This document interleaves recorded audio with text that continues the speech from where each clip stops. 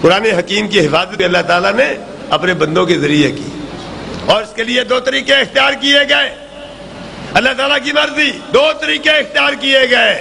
سب سے پہلا، سب سے عظیم الشان، سب سے اہم طریقہ جو تھا اس کا بھی قرآن میں ذکر کیا، بل هو آیات بینات فی صدور الذین اوتوا العلم وما یجحد بها الا الظالمون۔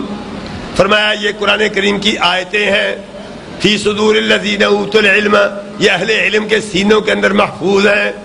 نہ انسان ختم ہو، نہ قرآن کی حفاظت پر کوئی حرف آئے، نہ حافظ ختم ہو، نہ ہی قرآن مجید پر کوئی حرف آ سکے۔ کوئی دور ایسا نہیں گزرا جب حافظوں کی بڑی تعداد موجود نہ ہو۔ اللہ کی مہربانی، 6 7 سال کے بچے پورا قرآن اپنے سینے کے اندر محفوظ کیے کر رہے ہیں۔ کون سی طاقت دنیا کی سینوں سے اس قرآن کو نکال لے گی؟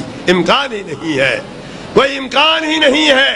اور اس کے بعد دوسرا طریقہ اس کی حفاظت کا کتابت تھی۔ حضرت محمد الرسول اللہ صلی اللہ علیہ وسلم کے کارندے، جانثار، آپ علیہ السلام کے کاتب ہر وقت تیار رہتے تھے۔ جبریل علیہ السلام تشریف لاتے، امام الانبیاء کو قرآن سناتے، چلے جاتے، کاتبان وحی فوراً آ جاتے، رسالت میں آپ قرآن پڑھ کے سناتے، وہ لکھ لیتے۔ اس کا اعتراف کافروں نے بھی کیا، قالوا اساطیر الاولین اکتتبھا، کہ لکھا ہوا ہے قرآن، لکھا ہوا قرآن کریم سینوں میں بھی محفوظ، لکھا ہوا بھی موجود تھا۔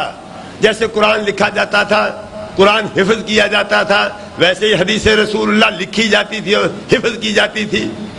جیسے کاتبان وحی قرآن لکھتے تھے، ویسے ہی حفاظ حدیث یاد کرتے تھے اور اسے لکھتے بھی تھے۔ یہ ابو ہریرہ ہے رضی اللہ تعالی عنہ، یا عائشہ صدیقہ ہے رضی اللہ تعالی عنہ، یہ ابو سعید خدری ہے، یہ عبداللہ بن عمر ہے، یہ عبداللہ بن مسعود ہے، یہ عبداللہ بن عباس ہے، یہ عبداللہ بن عمر بن عاص ہے، یہ جابر بن عبداللہ ہے۔ لا الہ الا اللہ، ایک لائن لگی ہوئی ہے حضرات صحابہ اکرام کی۔ محمد کریم علیہ السلام کے منہ سے بات نکلتی ہے، وہ یاد بھی کر لیتے ہیں، اسے لکھ بھی لیتے ہیں۔ جابر بن عبداللہ کا صحیفہ، مشہور زمانہ صحیفہ، عبداللہ بن عمر بن عاص کا صحیفہ، صحیفۃ الصادقہ، مشہور زمانہ صحیفہ، حضرت ابو ہریرہ رضی اللہ تعالیٰ عنہ کا صحیفہ، آج وہ چھپا ہوا بھی اس کا ایک حصہ مل جاتا ہے۔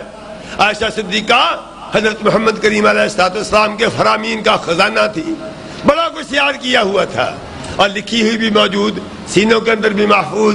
جن سینوں کے اندر قرآن محفوظ تھا، انہی سینوں کے اندر حدیث رسول اللہ بھی محفوظ تھی۔ جیسے قرآن کریم کا کوئی لفظ بدلا نہیں جا سکا، کوئی لفظ بڑھایا نہیں جا سکا، کوئی لفظ گھٹایا نہیں جا سکا، ویسے حضرت محمد الرسول اللہ صلی اللہ علیہ وسلم کی حدیث بھی جو کی تو آج تک محفوظ ہے۔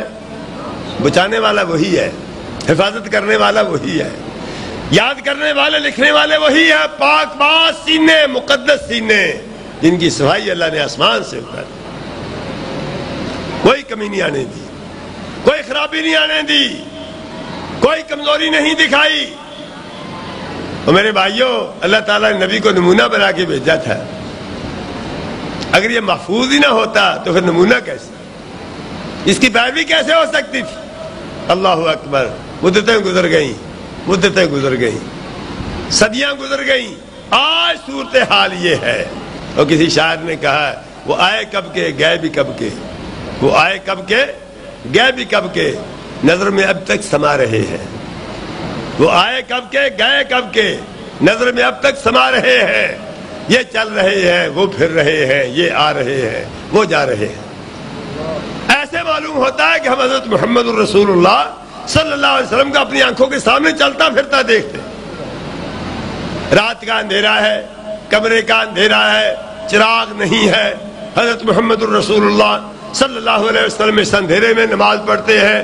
آج کا ہمارا بچہ بھی جانتا ہے آپ علیہ السلام نے پاؤں کس طرح رکھے ہوئے تھے۔ کیا کرم ہے مولا کریم کا، اندھیری رات کا منظر، اندھیری رات کا منظر 1400 سال کے بعد آج ہمارے بچوں کو معلوم ہے۔ اسے کہتے ہیں حفاظت۔ اتنی حفاظت بھی کبھی کسی چیز کی ہوئی تھی؟ اسے وعدہ کر لیا تھا، اِنَّا نَحْنُ نَزَّلْنَا الذِّكْرَ وَإِنَّا لَهُ لَحَافِظُونَ۔ اپنے دین اتارا، ہم اس کی حفاظت کرنے والے ہیں۔ بلغ ما انزل الیک من ربک، تجھے جو دے کر بھیجا گیا اس کی تبلیغ کرو۔ واللہ یعصمک من الناس، اللہ تجھے بچائے گا، اللہ تجھے بچائے گا، معصوم رکھے گا، محفوظ رکھے گا۔ جیسے محمد کریم علیہ السلام محفوظ تھے، ویسے ہی آپ علیہ السلام کے فرامین بھی محفوظ تھے، فرامین بھی ویسے ہی محفوظ تھے، آج تک محفوظ ہیں۔ لیکن میرے بھائیوں، لوگوں نے کوششیں تو بڑی کی، قرآن کریم کو چھوڑا، زور تو بڑا لگایا، بڑا زور لگایا، اس دور کے مشرکین نے بھی بڑا زور لگایا، بعد والوں نے بھی زور لگایا، اب بھی زور لگایا جا رہا ہے۔ ہر وہ الزام اور ہر وہ بدترین کوشش جو حدیث کے خلاف ہوئی، وہ قرآن کے خلاف بھی ہوئی۔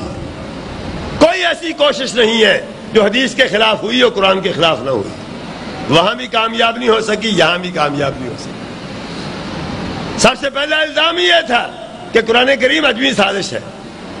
الذی یلحدون الیہ اعجمی وھذا لسان عربی مبین، کہتے تھے محمد الرسول اللہ صلی اللہ علیہ وسلم کی وہاں ایک بستری ہے، اس کے ساتھ دوستی ہے، اس سے باتیں سن سن کے لوگوں کو سناتا ہے، یہ قرآن مجید ہے، یہ عجمی سازش ہے۔ اور حدیث کے بارے میں سب سے بڑا الزام یہی لگا کہ عجمی سازش ہے۔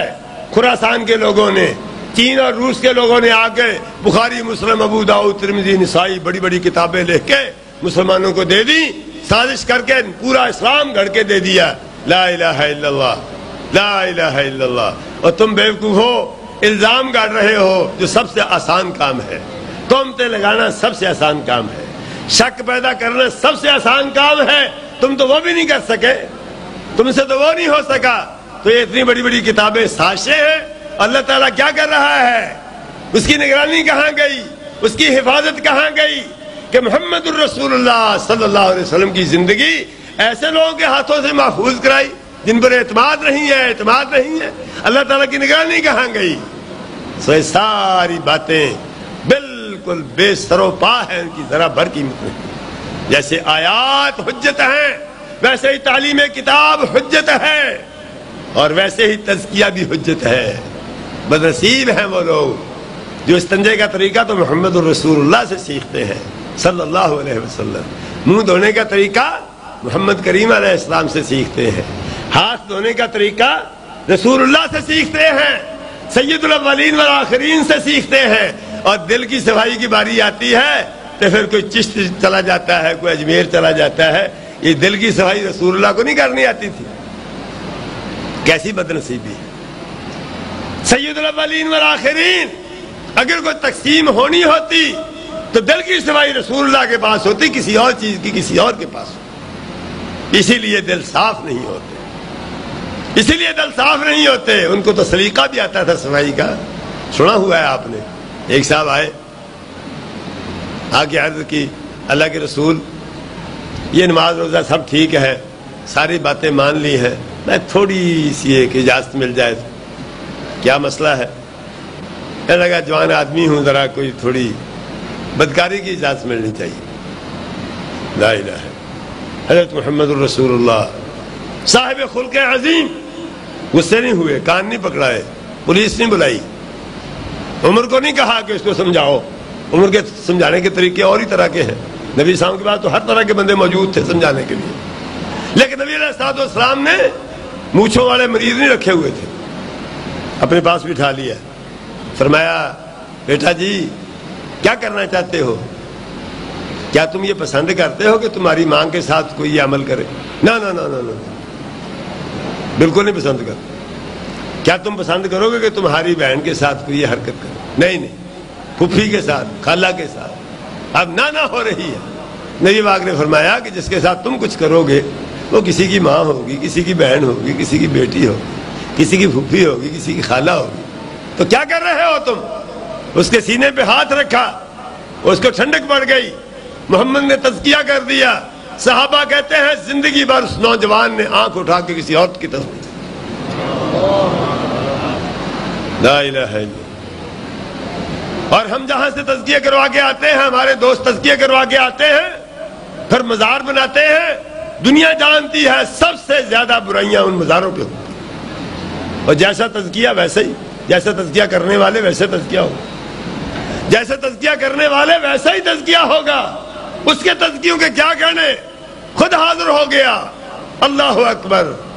حاضر ہو گئی خاتون، اللہ کے رسول غلطی ہو گئی ہے، اللہ اکبر، صحابہ کے سپرد کر دیا، پتھر مار مار کے سنسار کر دیا۔ سب نے مشاہدہ کر لیا کہ اس غلطی کی کیا سزا ہے، پتھر مار مار کے سنسار کر دیا۔ وہ صاحب کو خیال آیا صحابہ کا کتنا کنٹرول ہے زبانوں پہ، دماغ پہ کتنا کنٹرول ہے۔ لوگوں نے چیموں گوئیاں نہیں کی، وہ بندہ کون ہوگا، کسی نے کوئی بات نہیں کی۔ کیا تربیت ہے حضرت محمد الرسول اللہ صلی اللہ علیہ وسلم کی۔ ہم تو تلاش کرتے پھرتے ہیں کسی کی غلطی ملے اس کو نشر کرے اور مزہ آ جائے۔ صحابہ اکرام کا معاشرہ کیسا معاشرہ ہے، کیسے تزکیہ کیا ہوا حضرت محمد الرسول اللہ صلی اللہ علیہ وسلم نے۔ پورے مدینے نے منظر دیکھا کہ پتھر مار مار کے رجم کیا ہوا ہے ایک عورت کو، لیکن کسی نے سوچا بھی نہیں، بات بھی نہیں کی کہ وہ مرد کون ہوگا جس نے یہ برائی کی ہے، کسی نے بات نہیں کی۔ لیکن وہ نہیں رہ سکا، رسالت میں آپ کا تزکیہ تھا، وہ بھی آ گیا، اللہ کے رسول وہ غلطی مجھ سے ہوئی تھی۔ اس کو تو شاید غلط فہمی ہو، اس کو تو پتا تھا کیا حشر ہونا ہے، کیا تزکیہ ہے، کوئی تصور پیش کر سکتا ہے اس کا؟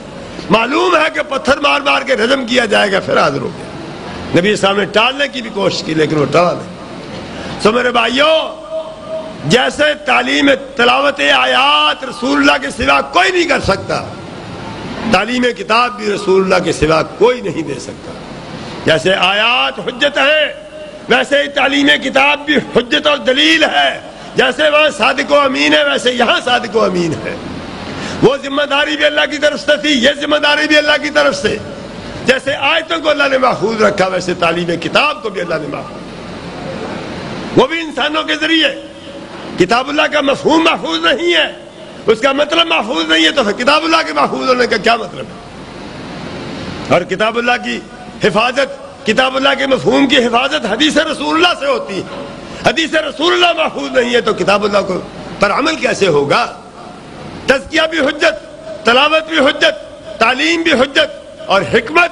امام شافعی رحمۃ اللہ علیہ کہتے ہیں میں جتنے معتبر اہل علم سے ملا سب کا یہی خیال تھا کہ حکمت سے مراد حدیث رسول اللہ ہے، سنت رسول اللہ ہے، فرامین رسول اللہ ہے، امام الانبیاء کے اعمال ہیں، امام الانبیاء کے اقوال ہیں، امام الانبیاء کی تقریرات ہیں، امام الانبیاء کی حرکتیں ہیں، امام الانبیاء کا آنا جانا ہے۔